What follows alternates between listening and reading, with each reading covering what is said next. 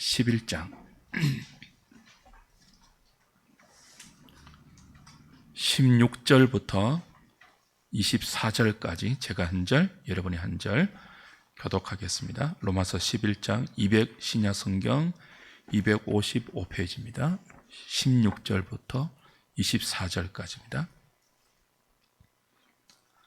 제사하는 처음 익은 곡식가루가 거룩한 적 떡덩이도 그러하고 뿌리가 거룩한 적 가지도 그러하니라.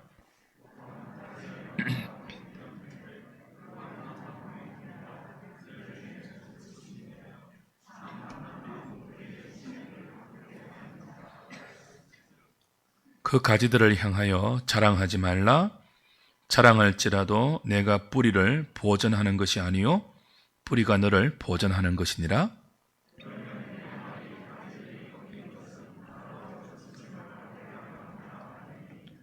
옳도다. 그들은 믿지 아니함으로 꺾이고 너는 믿음으로 섰느니라. 높은 마음을 품지 말고 도리어 두려워하라.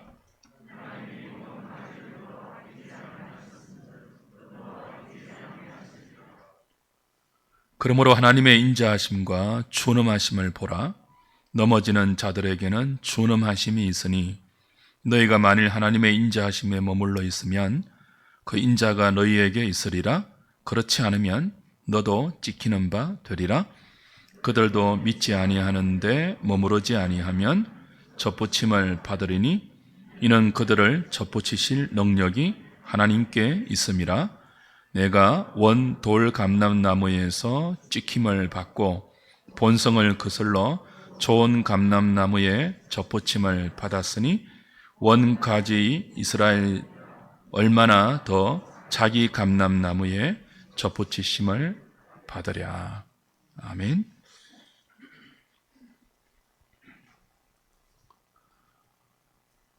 선택받은 이스라엘이 제사장 나라의 사명을 망각하고 불신앙의 자리로 넘어졌습니다. 그런데 이스라엘이 실패했음에도 불구하고 이방인들이 복음을 듣고 예수를 믿는 믿음으로 돌아오고 있습니다. 그렇다면 이방인의 구원은 이스라엘과 상관없이 전적으로 하나님의 주권적인 은혜의 결과임을 알 수 있죠. 하나님은 이스라엘이 제사장 사명에 성공해도 이방을 구원할 수 있고요. 이스라엘이 실패해도 그들의 실패와 상관없이 하나님의 계획대로 이방을 구원할 수 있는 분입니다. 이는 지금 믿음의 자리에서 넘어져 불신앙을 고집하고 있는 이스라엘에게도 동일하게 적용됩니다. 이방인을 전적인 하나님의 은혜로 구원하셨다면 지금 믿지 않고 있는 이스라엘도 전적인 은혜로 구원하실 수 있다. 그렇게 지금 사도는 말하고 있는 중입니다. 사도는 여기에 대한 이방인의 구원 또 이스라엘의 구원에 대한 하나님의 경륜을 이렇게 소개합니다.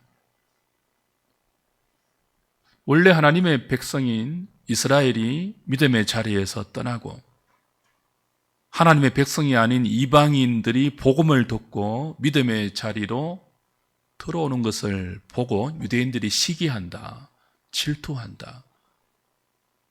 저 자리는 내가 있어야 할 자리인데 왜 이방인들이 들어가지? 시기를 한다는 거예요. 그래서 그 시기 때문에 예수를 배척하고 예수님을 믿지 않는 이스라엘 중에도 은혜로 택하심을 따라 남은 자들이 예수 믿는 믿음으로 돌아온다. 그게 하나님의 구원 경륜이다. 그렇게 사도가 우리에게 설명하고 있습니다. 이제 이게 따라가는 게 좀 쉽지가 않죠. 그러니 로마서 11장을 좀 많이 읽으시고 도대체 지금 사도가 무슨 말을 하고 있는지를 묵상하고 곰곰이 이해하실 필요가 있습니다. 지금 사도 바울이 이방인의 사도로 동족 유대인들의 온갖 핍박과 또 박해와 고난 속에서도 목숨을 다해 충성하는 이유는 아무쪼록 내가 이방인에게 열심히 복음을 전해서 이방인들이 예수를 믿으면 내 동족 중에서 시기해서 그 중에 일부나마 돌아오지 않겠느냐. 그 동족을 위해서 내가 이방인에게 목숨을 다해서 복음을 전하는 사도의 직분을 감당하고 있다. 그렇게 말하고 있죠. 11절부터 15절을 다시 보십시오. 그런 이해에 따라서 그러므로 내가 말하노니 그들이 넘어지기까지 실족하였느냐? 그럴 수 없느니라. 그들이 넘어짐으로 구원이 이방인에게 이르러 이스라엘로 시기나게 함이라. 그들의 넘어짐이 세상의 풍성함이 되며 그들의 실패가 이방인의 풍성함이 되거든 하물며 그들의 충만함이리요. 내가 이방인인 너희에게 말하노라. 내가 이방인의 사도인 만큼 내 직분을 영광스럽게 여기노니 이는 내 골육을 아무쪼록 시기하게 하여 그들 중에서 얼마를 구원하려 함이라. 그들을 버리는 것이 세상의 화목이 되거든 그 받아들이는 것이 죽은 자 가운데서 살아나는 것이 아니면 무엇이리요. 유대인의 실패와 거부에도 불구하고 세상이 복음으로 하나님과 화목하게 되는 은혜의 결과가 생기고 있습니다. 유대인이 실패했음에도 불구하고. 그렇다면 만약 유대인들이 복음이신 예수 그리스도를 수용하고 믿으면 얼마나 더 놀라운 화목의 일들이 온 세상 가운데 생기겠느냐. 마치 죽은 자가 살아나는 것처럼 놀라운 생명의 역사가 가득하지 않겠느냐라고 사도가 도전하고 있습니다. 그 구원의 경륜이 지금 펼쳐지고 있으니 이스라엘도 완전히 버린 것이 아니래요. 이런 사도의 설명에서 우리는 기독교 신앙의 중요한 핵심 두 가지를 다시 확인해야 합니다. 하나는 죄인들의 구원이 오직 믿음으로만 가능해요. 또 하나는요, 오직 믿음으로만 구원 얻는 그 믿음이 오직 은혜로만 죄인들에게 생긴다는 거예요. 여기에는 이방인과 유대인의 차별이 없습니다. 유대인도 오직 믿음으로 구원 얻고요, 이방인도 오직 예수 믿는 믿음으로 구원 얻고요, 이 둘 다 믿는 그 믿음은 오직 은혜의 결과다. 로마서에서 사도가 줄곧 우리에게 강조하는 복음의 두 핵심이에요. 오직 믿음, 오직 은혜라는 것입니다. 그러므로 이 사실을 잊지 말라, 그렇게 당부합니다. 우리에게 있는 구원 얻는 믿음이 오직 은혜인 사실을 잊지 말라요. 이 사실을 잊을 때 나중에 믿은 이방인들이 지금 믿지 않는 유대인들을 깔볼 수 있습니다. 잘려나간 사람들, 믿지 않아서 하나님 백성의 자리에서 넘어진 사람들, 나는 믿어서 하나님의 백성이 된 자들이라고 믿지 않는 자들을 업신여기고 깔보는 동시에 믿는 자신을 높이고 자랑할 수 있다고 경고합니다. 다시 13절을 보십시오. 내가 이방인인 너희에게 말하노라. 이렇게 시작하죠. 내가 이방인인 너희에게 말하노라. 로마 교회는요, 이방인 성도와 유대인 성도가 함께 구성원을 이루고 있는데 누가 더 많을까요? 로마 지역이잖아요. 유대 지역이 아니라 이방인 성도가 훨씬 많아요. 유대인 성도가 더 작아요. 유대교회에서 복음을 듣고 기독교로 개종한 유대인 신자가 훨씬 적은 숫자를 구성하고 있고 다수의 교인들이 이방인 신자예요. 어떤 분위기가 있었느냐 하면 이방인 성도가 유대인 성도를 깔보는 경향이 생겼던 것 같습니다. 로마 교회 안에 이방인 성도와 유대 성도들 사이에 모종의 갈등이 존재했다고 바울이 들은 거죠. 그래서 이렇게 시작해요. 권면을 내가 이방인인 너희에게 말하노라. 타켓이 누구예요? 이 부분에서는 로마 교회에 있는 이방인 성도예요.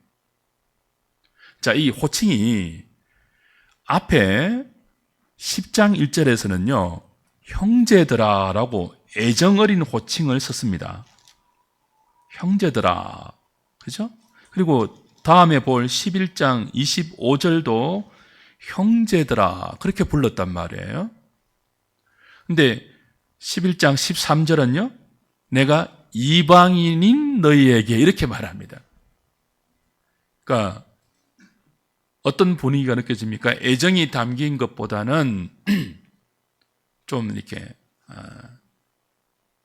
정반대의 뉘앙스. 너희들이 지금 뭔가 잘못하고 있다. 누가요? 이방인인 너희가. 이방인 성도인 너희가 오직 은혜, 오직 믿음이라는 이 복음의 핵심적인 교리가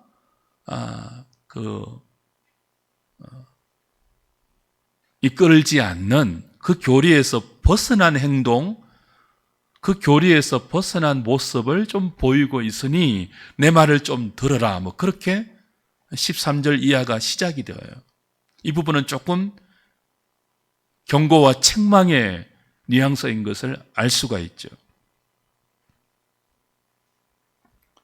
그러면서 처음 읽은 곡식의 예를 들고 젖붙임, 뿌리와 가지의 나무의 젖붙임을 예를 들면서 교만해서는 안 된다라고 이방인 성도에게 바울이 경고합니다.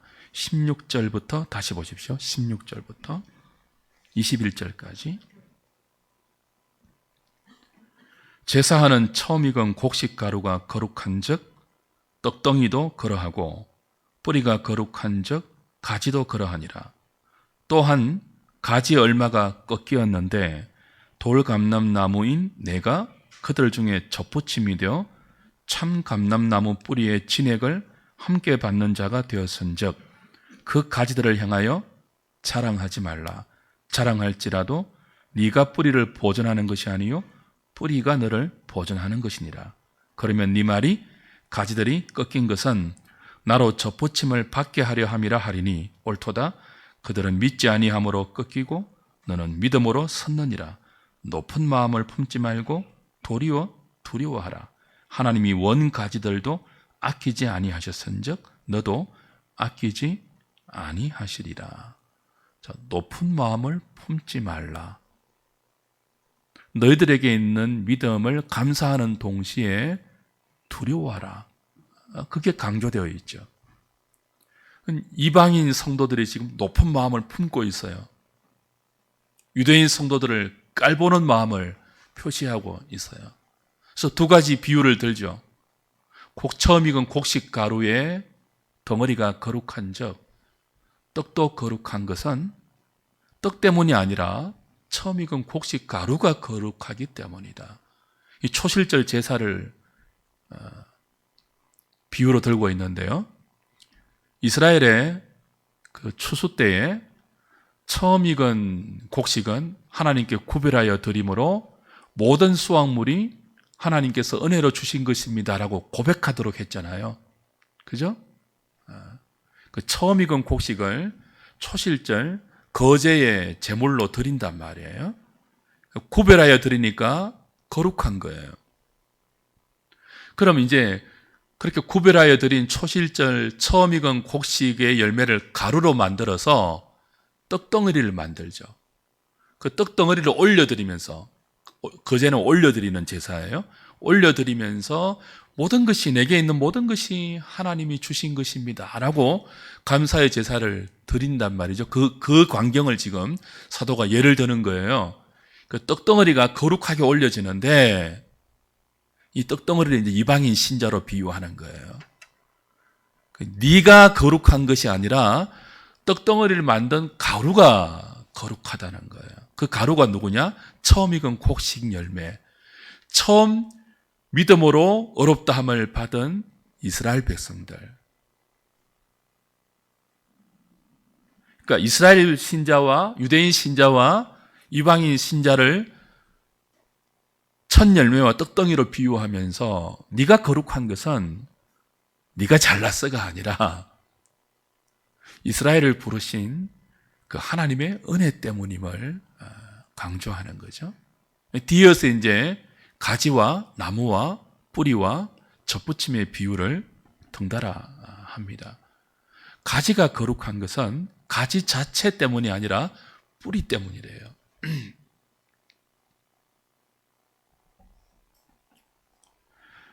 돌감람나무로 비유되는 이방인이 어떻게 하나님의 구원 안에 들어올 수 있었습니까?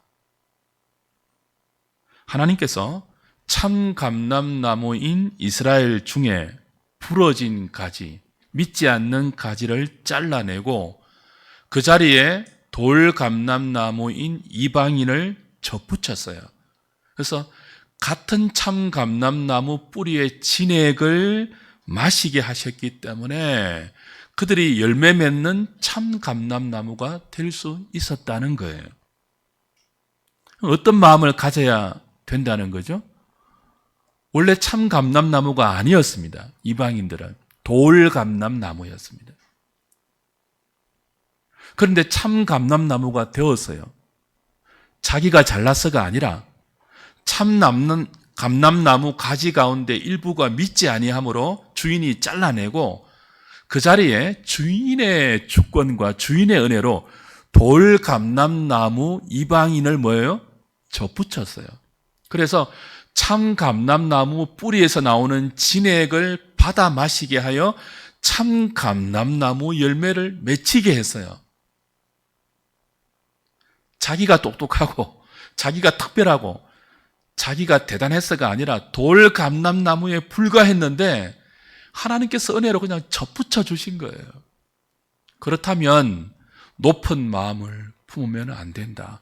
잘려나간 가지 무시하고 깔봐서도 안 되고 겸손하고 황송하고 감사한 마음으로 나무의 주인이신 뿌리의 그 고마운 마음을 늘 가지고 겸손한 신앙생활을 해야 되지 않겠느냐라고 지금 권면하는 내용입니다. 왜 이런 권면이 나오는가 하면요. 자, 돌감람나무인데 돌감람나무는 열매를 맺지 못하는 거예요. 열매 맺지 못하는 돌감람나무가 열매 맺는 참 감람나무가 되었잖아요. 뭐 때문에요? 접붙임을 당하여서. 본문이 전부 수동형이에요. 접붙임을 당하여서. 그렇죠? 그런데도 인간은 열매를 보면요, 자기 안에 열매가 생기면요, 접붙임 당한 것을 잊어버립니다. 접붙임 당한 것도 자기가 뭐 대단하거나 특별해서 하나님이 스카우트한 것으로 착각을 해요. 내가 잘나서 접붙임을 당하고 내가 잘나서 믿었고 내가 열심히 헌신하고 기도해서 이런 열매가 맺혔다고 생각하죠. 그 사도는 그런 생각하지 마라. 너는 이방인이었다. 돌감람나무였다. 네가 잘나서 참 감람나무 된 것이 아니라 하나님께서 이유를 모르겠지만 너를 참 감람나무 뿌리에 그죠? 접붙여서 그 참 감람나무 뿌리에서 나오는 진액 때문에 열매가 맺힌 거야. 너 대단한 거 아니야. 너 잘난 인생 아니야. 너 똑똑하거나 특별한 존재 아니야. 너를 그렇게 만든 하나님께 모든 원인이 있어. 그러니 열매 맺지 못하는 혹은 찢겨나간 가지 깔보거나 조롱하거나 무시하지 말고 그들이 잘려나갔어도 너처럼 다시 접붙임을 받아 다시 열매 맺는 참 감람나무 되게 할 수 있는 하나님을 두려워하고 그 하나님의 은혜 가운데 잘 붙어 있어서 생명의 열매를 맺는 것이 중요하다. 그렇게 당부하고 있는 내용이 우리가 오늘 함께 읽은 본문입니다. 그래서 22절은 이렇게 연결이 되어요. 그러므로 하나님의 인자하심과 준엄하심을 보라. 넘어지는 자들에게는 준엄하심이 있으니 너희가 만일 하나님의 인자하심에 머물러 있으면 그 인자가 너희에게 있으리라. 그렇지 않으면 너도 뭐 한다고요? 찍히는 바 되리라. 왜 이런 지금 권면이 나올까요? 자, 지금 유대인들이 참 감람나무 가지로 있다가 믿지 않아서 잘려나갔지 않았습니까? 그렇죠? 하나님의 준엄하심이래요. 너는요, 네가 대단해서가 아니라 하나님이 인자하심을 발동해서 돌 감람나무인 너를 잘려나간 참 감람나무의 가지에 접붙여서 믿음을 갖게 했다. 하나님의 인자하심의 결과다. 뭐가요? 저와 여러분에게 있는 믿음이요. 우리가 이방이잖아요. 그러니 잘려나간 유대인들처럼 너도 하나님의 준엄하심 앞에 서지 않도록.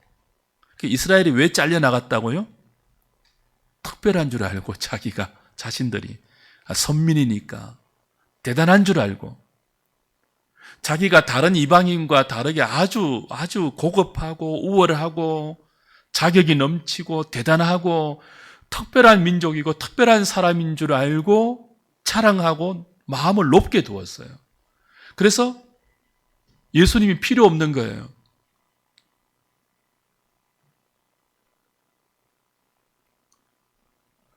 이 자랑과 교만과 자신이 무슨 대단한 존재인 양 착각하는 그 교만이 그들을 하나님의 준엄하심 앞에 세웠습니다. 찍혀나갔습니다. 근데 지금 이 로마 교회 안에 있는 유대인, 이방인 신자들이 똑같이 뭐예요? 유대인들이 찍혀나갔던 것처럼 그런 우를 답습하고 있는 모습을 보인다는 거예요. 너희들도 교만을 떨면 잘려나간 유대인들처럼 그렇게 될 수 있다. 금방 떨지 말라, 그런 뜻입니다. 너 뭐 대단한 존재 아냐 너희들. 돌감람나무여서 열매 맺지 못하는 존재여서. 지금 너희들이 예수 믿는 믿음을 가지고 교회 안에 들어와 있는 것은 어서 될 일이 아니라 뭐죠? 하나님의 인자하심의 결과니까 그 인자하심 밑에 계속 머물러 있으면서 겸손히 그리고 감사한 마음으로 다른 사람을 대하고 너 자신을 대하라는 당부입니다. 근데 이게 우리가 잘 안 돼요. 조금만 열심히 신앙생활 하면요, 자기보다 열심히 안 하는 사람을 깔본다니까요, 우리가. 여러분 안 그래요? 조금만 내가 기도 열심히 하면요, 기도 안 하는 사람들이 보여요. 기도도 안 하고 뭐해? 이런다니까요, 우리가. 자기가 조금만 믿음이 생기잖아요. 믿음으로 안 살고 뭐해? 이런 마음 들어요, 안 들어요? 다른 사람들 보면서. 그게 뭐라는 거예요? 하나님의 준엄하심을 맛보는 징조라는 거예요. 유대인들이 그러다가 꺾여나갔다는 거예요. 우리 선민인데. 유대인들은 이방인들을요, 개처럼 취급했잖아요. 우리와 다른 종자로, 하나님도 모르는 것들로, 생명이 없는 존재로. 그러다가 정작 뭐죠? 하나님이 보내신 예수 그리스도를 자신들의 구주로 인정하지 않았고 힘껏 자기의 의를 율법으로 세우려다가 하나님이 마련해 주신 은총의 도를 거부했지 않습니까? 믿지 않았거든요. 믿음이란 이름으로 자기를 자랑하고 자기의 의를 세우고 다른 사람들을 깎아내리고 그랬단 말이죠. 그래서 하나님의 준엄하심을 맛보았습니다. 이스라엘 역사를 보세요. 하나님의 인자하심과 하나님의 준엄하심이 동시에 드러나는데요. 끊임없이 불순종했습니다. 이스라엘이 우상을 섬기고 언약을 지키지 않고, 그래서 끊임없이 하나님이 징계하셨어요. 준엄하시게. 고난을 받고 마침내 아수르에게 망하고 바벨론에게 망하지 않았습니까? 잘려나가지 않았습니까? 뭐 때문에요? 교만 때문에. 자기가 잘 믿는 줄 알고, 자기가 어려운 줄 알고. 다른 사람은요? 나는 저 세리와 같이 아니함을 감사합니다. 다른 사람은 깔보고. 근데 지금 로마 교회 안에 이방인 신자들이 그럴 위험에 노출되어 있다는 거예요. 유대인들을 깔보고 역전되어 가지고, 유대인들을 깔보고 자기들은 예수 믿는 믿음으로 복음을 인정하고 알고 믿음 안에 들어왔으니까 자기들은 이제 믿음이 좋다고 과시하는 거죠. 그래서 바울이 말하죠. 내가 이방인인 너희에게 말한다. 그러지 마라. 너희들이 지금 깔보는 이 유대인들이, 그죠? 유대인들 중에 믿지 않는 자들이 그러다가 찍혔다. 지금 너처럼 그러다가 찍혔다. 그러니 그러지 마라. 겸손하라. 마음을 높은 데 두지 말고 도리어 믿음이 네게 있는 것으로 두려워하라. 하나님의 인자하심에서 교만한 마음으로 뛰쳐나가지 말고 겸손하게 늘 그 하나님의 인자하심 아래 믿음으로 머물러 있어라. 가지가 뿌리를 보존하는 것이 아니고 뿌리가 가지를 보존하니 너의 뿌리 대신 예수 그리스도의 인자하심 앞에 잘 붙어 있고 머물러 있어서 가지의 겸손함을 유지해라. 그 말을 하고 있습니다. 저와 여러분들이 은혜로 구원을 받았습니다. 은혜로 믿음 생활을 하고 있습니다. 그러면 교만의 자리에 넘어가지 않도록 늘 조심하셔야 됩니다. 하나님의 준엄하심의 타켓이 되는 것이 아니라 하나님의 인자하심의 대상이 될 수 있도록 여러분도 다른 사람을 늘 인자하게 대해야 합니다. 긍휼히 보셔야 됩니다.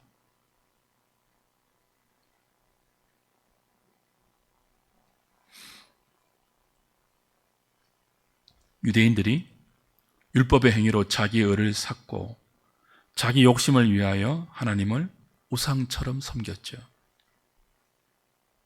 그처럼 저와 여러분이 이방인인데 은혜로 얻은 구원을 마치 우리가 믿는 믿음의 결과인 것처럼 착각하고 우리의 믿음을 욕망의 도구로 사용해서 하나님을 우상처럼 섬길 수 있으니 그렇게 하지 말라는 당부입니다.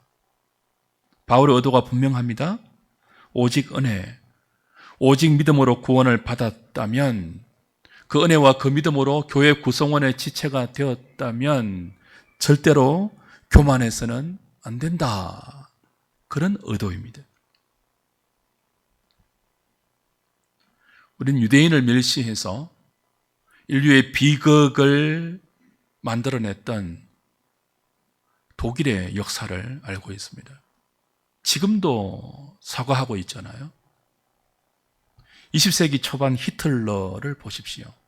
그는 정권을 잡은 바로 즉시 게르만 민족의 우월성을 외치면서 우등한 독일인과 열등한 유대인의 피가 섞이지 않도록 결혼을 금지했습니다. 독일 사람들이 기독교 국가니까 예수 믿지 않는 예수님을 십자가에 못 박아 죽인 유대인들을 경멸했습니다.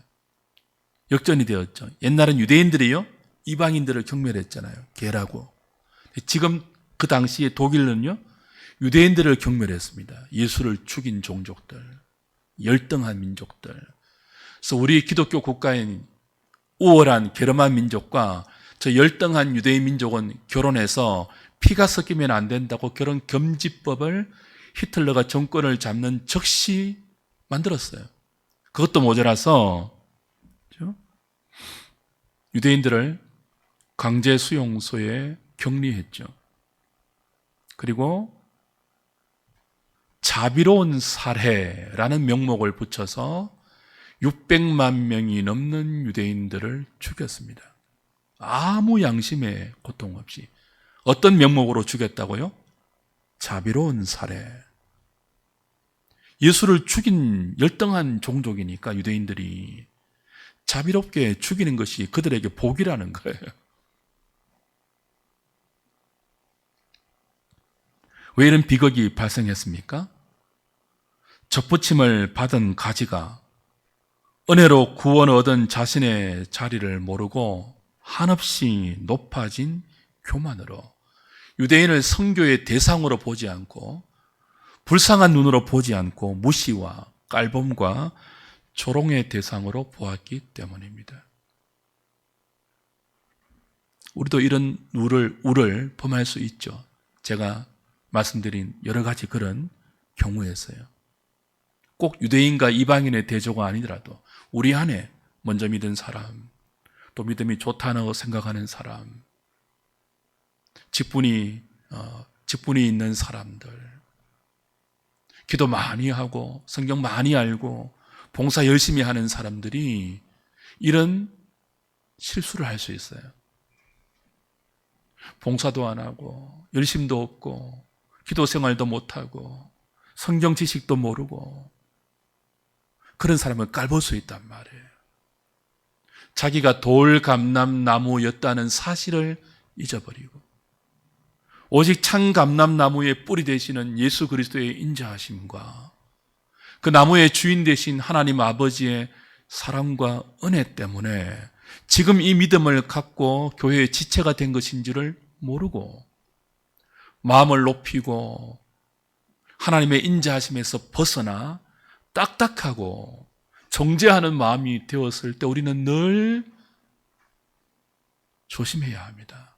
내가 지금 하나님의 준엄하심의 타겟이 될 가능성이 있겠구나라고요. 아담의 자녀 중에도 죄를 다스리지 못한 가인의 가지를 하나님은 제하셨습니다. 노아의 자녀 중에도 함이라는 가지를 하나님은 꺾으셨습니다. 믿음의 조상 아브라함의 자손 중에도 이스마엘이라는 가지를 제하셨습니다. 꺾으셨습니다. 이삭의 자녀 중에도 에스라는 가지를 하나님은 꺾으셨습니다. 다윗의 자녀 중에도 압살롬이라는 가지를 하나님은 제하시고 꺾으셨습니다. 예수님도 12 제자 중에 가론 유다라는 가지를 꺾으셨습니다. 하물며 돌감람나무들이 교만할 때 인자와 믿음의 자리에서 이탈하여 자랑과 자기의와 교만의 자리로 벗어날 때 꺾지 않겠습니까? 우리가 은혜의 왕노릇으로 믿음을 갖게 되었잖아요. 하나님의 은혜 아래에 있으면 절대로 하나님 버리지 않잖아요. 이 은혜의 교리를 배운 사람들이 그 은혜의 교리를 빙자해서 자기 욕망의 자신을 방탕으로 방임하면서도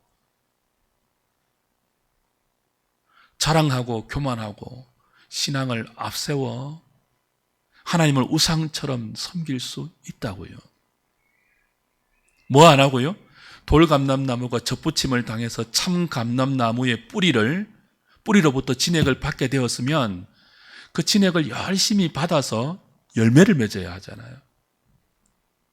참감람나무의 열매를 맺어야 되잖아요. 근데 그 열매를 안 맺고 은혜란 이름으로 자기네 삶을 뭐 한다고요? 하나님 나를 돌보시니까 나는 걱정 없어라고 하면서 뭐예요? 욕망으로 자꾸 방치하면서도 은혜라는 이름으로 자기를 숨기면 우리도 꺾일 수 있다는 거예요. 구원에서 탈락한다 그 소리가 아니고요. 경고하는 거예요. 경고.